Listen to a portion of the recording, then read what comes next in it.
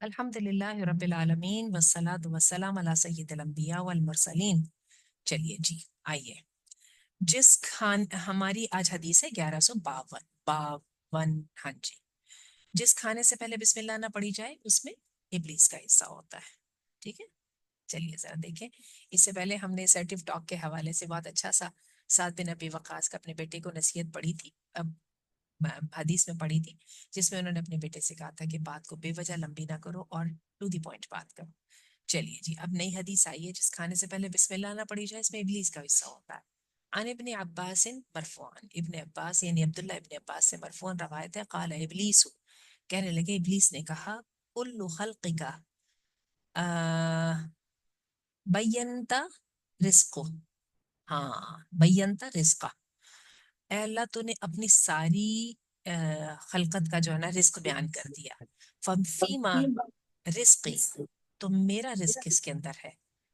تو کہا، یعنی ابلیس نے کہا کہ اللہ سب کا رزق تو ہو گیا، تو پھر میرا رزق بھی تو ہونا چاہیے، میں بھی تو تیری مخلوق ہوں نا۔ قال فیما لم یذکر اسمی علیہ، تو اللہ تعالیٰ نے فرمایا کہ تیرا رزق اس میں ہے جس پر میرا نام نہ پڑا جائے، جس کھانے پر جس چیز کے اوپر میرا نام نہیں پڑا ہو جائے گا وہ تیرا ہوگا۔ اب کس لحاظ سے تیرا ہوگا؟ وہ یہ ہے کہ اس کی برکت، اس کا فائدہ، اور وہ سب اس کو ملے گا۔ اور یہی وجہ ہے کہ مسلمان کو وہ کیا ہے، نہیں خیر وہ تو بیت الخلاء کی دعا ہے نا، جو ہے اللہم انی اعوذ بک من الخبث والخبائث، ہے نا۔ تو یہاں پر یہ ہے کہ بسم اللہ الرحمن الرحیم، اور آپ کو پتہ ہے اس کے آخر میں جو دعا ہوتی ہے وہ ہوتی ہے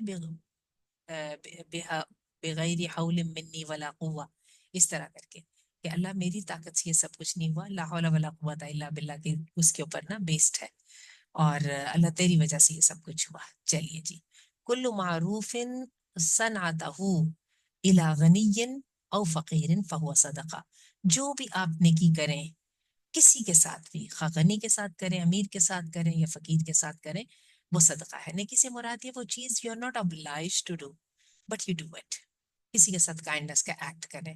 رویہ من حدیث ابن مسعود و جریر و جابر، یہ حدیث جو ہے عبداللہ بن مسعود اور جابر رضی اللہ عنہ سے مروی ہے۔ چلیے جی، دیکھیے اس سے معلوم ہوا کہ مومن جو بھی نیکی کا کام کرتا ہے اس پر اسے صدقے کی طرح کا اجر ملتا ہے، جیسا کہ حدیث میں آتا ہے، بھولے ہوئے کو رستہ بتانا، رستے سے کانٹا یا اینٹ یا وہ ہر چیز اٹھانا جو لوگوں کی گزرگاہ میں رکاوٹ بنی ہو، صدقہ ہے۔ اور معروف سے مراد ہر قسم کی نیکی اور بھلائی ہے۔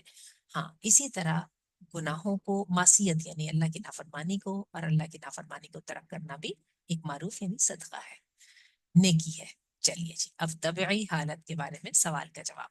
ان عبداللہ ابن عمر، عبداللہ بن عمر سے روایت ہے، قال قال النبی، اللہ کے رسول صلی اللہ علیہ وسلم نے فرمایا، لرجل، ایک آدمی کو، کیف اصبحت یا فلان، تیری صبح کیسے ہوئی ہے بندے؟ قال احمد اللہ الیک یا رسول اللہ، تو اس نے کہا کہ اے اللہ کے رسول، میں نے میں نے تعریف کی اللہ کی، اے اللہ کے رسول، فقال رسول اللہ، تو اللہ کے رسول صلی اللہ علیہ وسلم نے فرمایا، ھذا الذی اردت منک، اللہ کے رسول نے فرمایا کہ میں بھی تجھ سے یہی چاہتا تھا، ٹھیک ہے۔ اچھا جی، ٹھہر جائیے، ہاں؟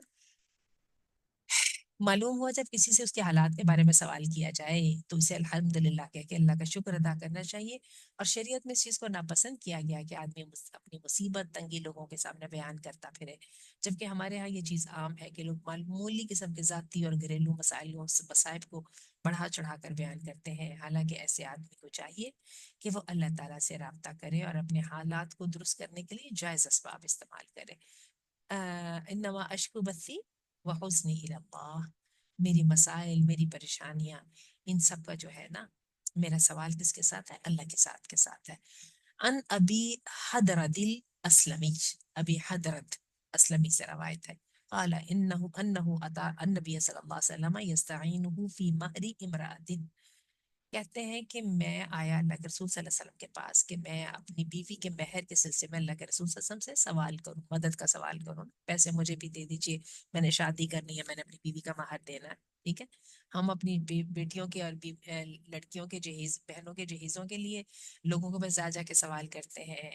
وہ جو لوگ تھے انہوں نے اپنی بیوی کا مہر دینا ہوتا تھا، وہ اس کے لیے آتے تھے. فقال کم امہرتہا، تو اللہ کے رسول نے پوچھا کتنا مہر مقرر کیا اس کا تم نے؟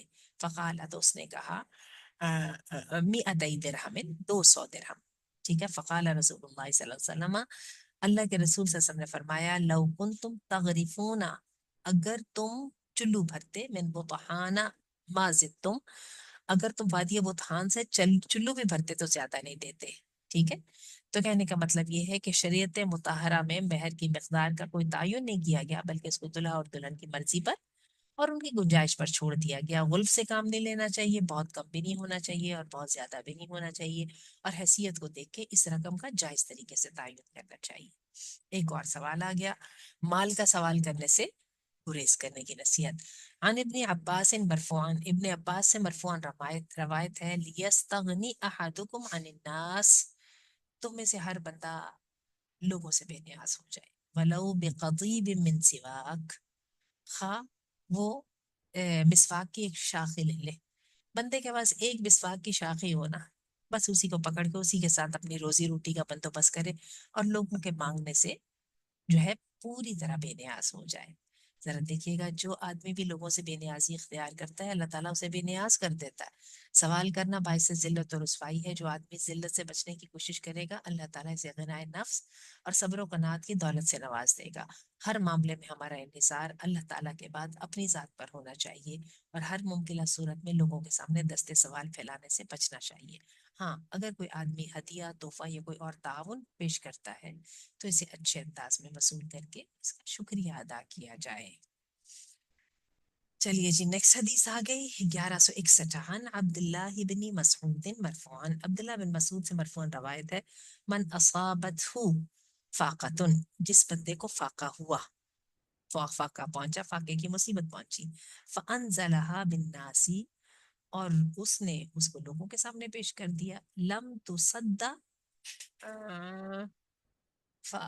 اب دیکھیں مجھے سمجھ نہیں آ رہا، تو اس کا فاقہ نہیں روکے، فاقہ ہوں، لم تصد فاقہ ہوں، لوگوں نے تو اس کا فاقہ پورا نہیں نہ کرنا. ومن انزلہا باللہ، اور جس نے اس کو پیش کر دیا اللہ کے سامنے، اوشک اللہ لہو بالغنا، یا تو اللہ اس کو غنی کر دے گا، اما بموت عاجل او غنى عاجل، یا تو اس کو موت آئے گی اور اس کو کھانے کی ضرورت ہی نہیں رہ جائے گی، اور یا پھر اللہ تعالیٰ جو ہے اس کو امیری عطا فرما دے گا جلدی. ٹھیک ہے.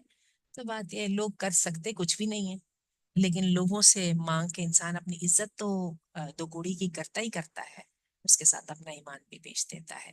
اس فرمان نبی میں نبی کریم صلی اللہ علیہ وسلم نے ترغیب دی ہے کہ حاجت و ضرورت کے وقت اللہ کی طرف رجوع کیا جائے اور ہر ممکنہ صورت میں لوگوں کے سامنے دستے سوال پھیلانے سے بچا جائے. اسی میں زندگی کا لطف اور مزہ ہے. آج کل لوگوں نے اپنا معیار زندگی اپنی آمدن سے بڑا کر دیا ہے، اب اس کو برقرار رکھنے کے لیے وہ کسی قسم کا بھی حربہ استعمال کرنے سے گریز نہیں کرتے. ہمیں چاہیے کہ اسباب زندگی کے مطابق اپنے قدم پھیلائیں اور اللہ تعالیٰ کا شکریہ ادا کرتے رہیں. اگر صبر و قناعت ہو تو سالن کے بجائے چٹنی، اچار اور پراٹھوں کے بجائے سوکھی روٹی کھا کر 10-12 کے بجائے 3-4 سوٹوں پہ گزارا کر کے اور مہمانوں کو مہنگے اور پیاس نہ بجھانے والے مشروبات کے بجائے عام مشروبات پلا کر بھی اللہ تعالیٰ کا شکریہ ادا کیا جا سکتا ہے اور جیب کے مطابق زندگی کا سرکل بھی چلایا جا سکتا ہے. چلیے انہوں نے تو یہ بات کہہ دی، کھانا پینا اور شاید کپڑوں کے اوپر تو انسان کر لیتا ہے، لیکن جو کرائے اور بجلی کے بلز اور یہ والی جو چیزیں ہوتی ہیں ان کے بغیر گزارا نہیں ہوتا. لیکن وہی بات ہے، جو سوچنے سمجھنے والے لوگ ہوتے ہیں وہ بہت سارے اپنے مسائل کا حل نکال لیتے ہیں. مجھے یاد ہے کہ ہم جب باہر ہوتے تھے تو باہر زمینوں کی کرائے بہت زیادہ ہوتے تھے، تو ہم لوگوں کا وہاں پہ عموماً طریقہ تھا، ہم کیا کرتے تھے بڑا گھر لے لیتے تھے، اس کے 2 یا 3 حصے کر لیتے تھے، کرائے پہ دے لیا کرتے تھے، اس کے ساتھ ہمیں بہت زیادہ فرق پڑ جاتا تھا. ٹھیک ہے. اسی طرح سے یہ ہے کہ اسکالرشپ ہو گیا، پھر یعنی یا پھر یہ ہے کہ بچوں کو درمیانے سے اسکول میں داخل کرا کے تو ان کی اسکلز بلڈنگ کے اوپر خود محنت کر لی، out of the box thinking. تو بات اصل میں یہ ہے کہ اللہ تعالیٰ کا شکریہ بھی ادا کیا جا سکتا ہے، اور زندگی کی ضرورتیں اتنی ہیں نہیں جتنی کے پیچھے ہم بھاگ رہے ہوتے ہیں. باقی اللہ تعالیٰ کسی کا محتاج نہ کرے. چلیے جی، نیکسٹ حدیث آ گئی ہے، دوسرے سے مال کب لیا جائے. ان ابی الدرداء، ابی درداء سے روایت ہے، قال سئل رسول اللہ صلی اللہ علیہ وسلم عن اموالی السلطان، اللہ کے رسول صلی اللہ علیہ وسلم پوچھا گیا یہ جو بادشاہ ہے، یہ جو حکمران ہے، ان کے مالوں کے بارے میں کیا خیال ہے؟ فقال، تو کہا، ما آتاک اللہ من اموال السلطان من غیر مسئل، جو تو تجھے اللہ نے دے دیا سلطان کے یعنی حکومت کے، گورنمنٹ کی طرف سے جو مل گیا بغیر مانگے ہوئے، ولا شرف ولا شرفن، اور نہ ہی کسی ہرس کے بغیر، فکل ہو بتبول ہو، تو پھر تو اس کو کھا اور اس کے ساتھ اس کو انویسٹ کر کے اپنے مال میں اضافہ کر۔ اچھا یہ حدیث بس اتنی ہی ہے، لیکن میں آپ کو بتاؤں عام طور پہ کیا ہوتا ہے کہ جو حکمران ہوتے ہیں نا، وہ اپنا مال دیتے ہی ان کو ہے جن کے پوائنٹ آف ویو کو پروپیگیٹ کرتے ہیں، اور یہ بہت خطرناک چیز ہے۔ اللہ سے ڈرنا چاہیے، یہی وجہ ہے کہ ہم سلف صالحین کو دیکھتے ہیں، جو صحیح والے علماء اور جو صحیح والے عابدین جو تھے، یہ کبھی بھی عمرا کے چوباروں پہ نہیں جایا کرتے تھے، کبھی ان کی محفلوں میں نہیں بیٹھا کرتے تھے، کیونکہ آپ ان کو ڈیفائی کریں تو وہ آپ کے دشمن، اور اگر آپ ان کا مال استعمال کر کے ان کی اس کا حصہ بن جائے، ان کی گورنمنٹ کا، تو بری بات۔ اور آپ دیکھ لیجئے پاکستان میں اس وقت جتنی دینی جماعتیں ہیں وہ ساری کی ساری یہ کام کر رہی ہیں۔ ٹی ایل پی کے بارے میں آپ سب کو پتا ہے کہ یہ گورنمنٹ کی پروڈکشن تھی، بعد میں وہ تو یہ پھر جیسے ہی ٹی ایل پی کے پاس تھوڑی سی طاقت آئی اور انہوں نے جو ہے گورنمنٹ کی پالیسی سے انحراف کرنے کی کوشش کی، تو آپ دیکھیں کہ کیا ہوا۔ تو صحیح بات پوچھیے تو جو مال اور جو ہے علم اور جو حکمت ہے اور جو اہم چیزیں ہیں جو اللہ کے نیک بندوں کے ساتھ اور اللہ کے پڑھے لکھے یعنی ایجوکیٹڈ بندوں کے ساتھ ہے، ان کا کوئی تعلق جو ہے نا حکمرانی کے ایوانوں کے ساتھ ہے نہیں۔ بہرحال اگر اللہ تعالیٰ آمدن کا اس قسم کا ذریعہ بنا دے تو اچھے انداز میں وصول کر لینا چاہیے اور دینے والے کا شکریہ ادا کرنا چاہیے، اور خام خواہ کا تکلف کرتے ہوئے نانا نہیں کرنا چاہیے۔ ایک سینیریو ہے جس میں کسی قسم کا حرام نہیں ہے اور کچھ اس قسم کی بھی نہیں ہے۔ اچھا اب دیکھیے، اب آگے آ جائیے۔ ان ابی ہریرہ ان رجلا شتم ابا بکر، ابی ہریرہ روایت کرتے ہیں کہ ایک آدمی نے گالیاں دی ابو بکر کو، کوئی ہوگا جھگڑا، آپس میں اختلاف ہوگا، والنبی جالس فجعل النبی صلی اللہ علیہ وسلم یعجب ویتبسم، اور ہوا کیا کہ وہ بندہ جو باتیں کر رہا تھا نا، اس کے ساتھ اللہ کے رسول صلی اللہ علیہ وسلم کسی جگہ پہ یعنی مسکرانے بھی لگ جاتے تھے اس کی بیوقوفی پر یا ان باتوں کے اوپر نا، اور بہر اللہ کے رسول مسکرا بھی رہے تھے اور اللہ کے رسول جو ہے سن بھی رہے تھے۔ فلما اکثر، جب وہ حد سے بڑھ گیا، رد علیہ، تو ابو بکر نے لوٹایا اس آدمی پر بعض قولی، کچھ بات، تو ابو بکر نے کچھ بات گالیوں کے جواب بھی دے دیے، ٹھیک ہے، غصہ جو آ گیا، آخر کتنی دیر تک چپ رہتے۔ فغضب النبی وقام، تو اللہ کے رسول غصے میں آ گئے اور کھڑے ہو گئے۔ فلحقہ ابو بکر فقال، ابو بکر جو ہے نا وہ بھاگ کے اللہ کے رسول کے پیچھے گئے، لحقہ، جا ملے ابو بکر ان سے، فقال، اور کہا، یا رسول اللہ، اے اللہ کے رسول، کان یشتمونی فانت جالس، وہ مجھے گالیاں دے رہا تھا اور اب آپ بیٹھے رہے۔ فلما رددت علیہ بعض قولی، اور جب میں نے اس کی کچھ گالیوں کا جواب دیا، غضبت وقمت، تو پھر آپ غصے میں آ گئے اور چلے گئے۔ قال، اللہ کے رسول نے فرمایا، انہ کان معک ملک یرد عنک، میں اس لیے ہنس رہا تھا کہ جو تیرے پاس میں نے ایک فرشتے کو دیکھا تھا جو اس کو تیری گالیاں لوٹا رہا تھا، یعنی جواب دے رہا تھا۔ فلما رددت علیہ بعد قوله وقع الشیطان، تو جیسے ہی تو نے اس کو گالیاں دینی شروع کی نا، تو ایک دم شیطان بھی آ گیا۔ فلم اقل لاقعد مع الشیطان، اور میں شیطان کے ساتھ تو نہیں بیٹھ سکتا، فرشتے کی موجودگی میں تو میں بیٹھا رہوں گا، شیطان کی موجودگی میں نہیں بیٹھوں گا۔ ثم قال، پھر کہا، یا ابی بکر، اے ابی بکر، ثلاث کلہن حق، جو ہے نا تین ہے، ٹھیک ہے نا، وہ چیزیں پر حق ہے۔ ما من عبد ظلم بمظلمۃ فیغضی عنہا للہ عز وجل الا اعز اللہ بها نصرہ، کہ کوئی بھی بندہ جس پر ظلم کیا جائے، کوئی ظلم کرنا، فیغضی عنہا، اور جو ہے نا، اور وہ اس سے چشم پوشی کر لیتا ہے اللہ کے لیے، اللہ عز و جل کے لیے، تو پھر کیا ہوتا ہے، اللہ اس کو عزت دیتا ہے اور اللہ اس کی مدد کرتا ہے۔ وما فتح رجل بابا عطیت یرید بها صلۃ، اور جس نے کھولا جس آدمی نے کھولا دروازہ تحفے دینے کا تاکہ وہ اس کے ساتھ تعلقات بنائے، الا زادہ اللہ بها کثرۃ، تو اللہ تعالیٰ اس کے ساتھ اس کو کثرت سے دیتے ہیں. جو بندہ جو ہے نا اپنا جنرس یعنی سخاوت کرتا ہے نا، سخاوت ہوتی ہے تو ان کے ساتھ تعلقات بنتے ہیں، انسان کے لوگوں کے ساتھ رشتے مضبوط ہوتے ہیں، تو اللہ اس کو زیادہ زیادہ دینا شروع کر دیتا ہے. وما فتح رجل باب مسألۃ، اور جو کھولتا ہے ایک بندہ باب سوال کا، یرید بہا کثرت، اور اس کے ساتھ وہ سوال اس لیے کرتا ہے تاکہ وہ اس کے ساتھ زیادہ مال کما لے، الا زادہ اللہ بہا قلہ، لیکن اللہ اس کے لیے قلت کو لے آتا ہے، اس کے مال سے برکت ختم ہو جاتی ہے، اس کا مال بڑھتا نہیں. چلیے میرا خیال ہے بس کرتے ہیں آج ماشاءاللہ. اب یہ والی حدیث جو ہے نا انشاءاللہ پڑھیں گے اگلی مرتبہ.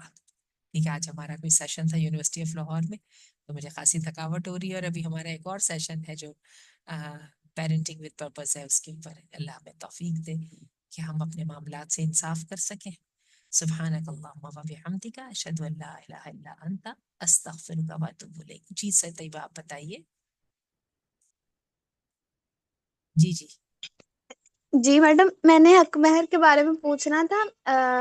ابھی چاچو کہہ رہے تھے کہ انہوں نے کسی اسکالر کو سنا تو وہ کہہ رہے تھے کہ اب آج کل ڈائیورس ریٹ جتنا ہو گیا ہے تو اس کی وجہ سے حق مہر تو جو ہے، لیکن وہ علیحدہ جو شرائط باندھتے ہیں کہ اتنا اگر ڈائیورس ہونے کی صورت میں اتنا ہم آپ دیں گے، تو وہ ایک پھر وہ ہو جاتی ہے نا کہ باندھ دیتے ہیں، وہ حق مہر تو نہیں ہوتا. اس کے بارے میں آپ کیا کہیں گی؟ ایسا نہیں ہوتا طیبہ، کبھی بھی نہیں ایسا نہیں ہوتا کہ اگر آپ ویسے حق مہر اتنا ہے لیکن اگر آپ طلاق دیتے تھے کہ تو اتنا ہے. بس یہ ہے کہ بات ہے، یہ بات تو پکی ہے نا کہ ایک بندہ اگر حق مہر ابھی ادا نہیں کرتا، لیکن کیا ہوتا ہے کہ طلاق ہو جاتی ہے تو پھر طلاق تو اس کو ہوتی ہے تو فوراً ہی ادا کرنا ہوتا ہے. ابھی تو وہ کہتا ہے نا کہ یار میں کر دوں گا، چلو جب تک بیوی ہے وہ چلتی رہے گی کہ یار کر ہی دے گا نا، لیکن اگر وہ کہیں اس کو طلاق دے دیتا پھر اس کو فوراً ادا کرنا پڑے گا. تو اسی طرح ہوتا ہے، اس کے علاوہ تو کچھ نہیں ہوتا نا. ٹھیک ہے. جی نہیں، وہ کہہ رہے تھے کہ اب لازمی ہوگا کہ اتنے مطلب زیادہ کوئی رقم لکھوائیں ہم کہ اس وجہ سے کہ ڈائیورس نہ ہو، پھر آپ اس ایسا ڈر کریں، سے. پھر وہ آپ مجھے دکھائیے کہ وہ کہاں ایسا کوئی قانون وغیرہ نیا آیا ہے، کوئی چیز مجھے دکھائیں گی تو پھر میں بات بتاؤں گی. آپ کو بات کا خود بھی پتہ نہیں ہے نا، تو مجھے بھی آپ کی زیادہ بات سمجھ نہیں آ رہی. ٹھیک ہے. چلیے، بارک اللہ فیکم. السلام علیکم ورحمۃ اللہ.